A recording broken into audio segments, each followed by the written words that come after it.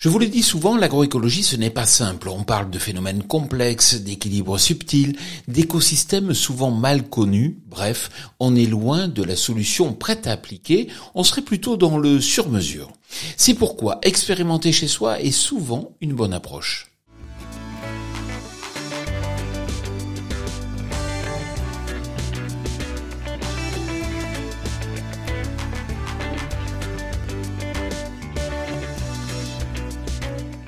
Cette semaine, je vous amène à la rencontre de Hugues Chabou, le vigneron du domaine de Ramatuelle à Brignoles, dans le Var.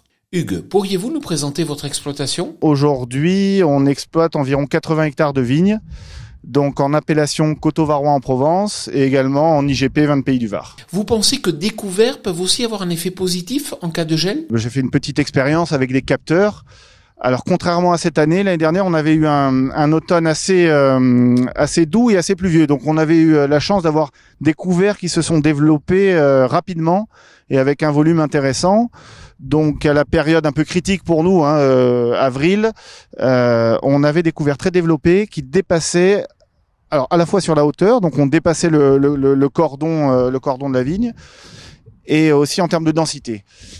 Et alors sur une nuit où on a relevé des températures à moins 6 degrés, on avait des rangs témoins avec différentes modalités, labour, tonte, voilà tout ce qu'on pouvait avoir. Le capteur qu'on avait dans le couvert est resté en température positive. Si ça pouvait se vérifier, ce serait fabuleux parce qu'on pourrait lutter, protéger nos vignes contre le gel et en plus on travaillerait la fertilité de nos sols et on stockerait du carbone. J'ai retenté l'expérience cette année en semant mes couverts le plus proche possible de la vigne pour pas avoir de phénomène de circulation d'air, de couloir en fait. Et par contre on a eu des couverts qui se sont moins développés, donc lorsque le fameux épisode de gel est survenu, là où on a eu jusqu'à -9, à l'inverse, par rapport à l'année dernière, les couverts étaient pas suffisamment développés. Comme on les voit maintenant, on couvre pas les vignes, donc on n'a pas pu compter sur nos couverts pour lutter contre le gel. Et les mesures que j'ai pu faire à cette occasion-là montraient un autre phénomène, c'est qu'en surface, sur les 10-20 cm au-dessus du couvert, à l'inverse, on a une température qui chute.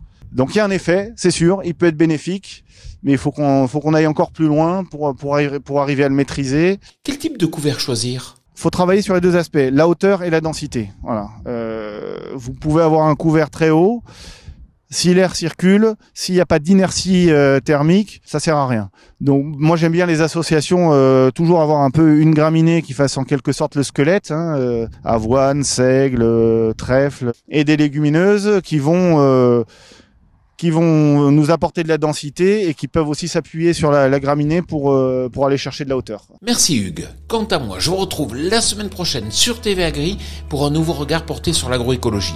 Bonne semaine à toutes et à tous.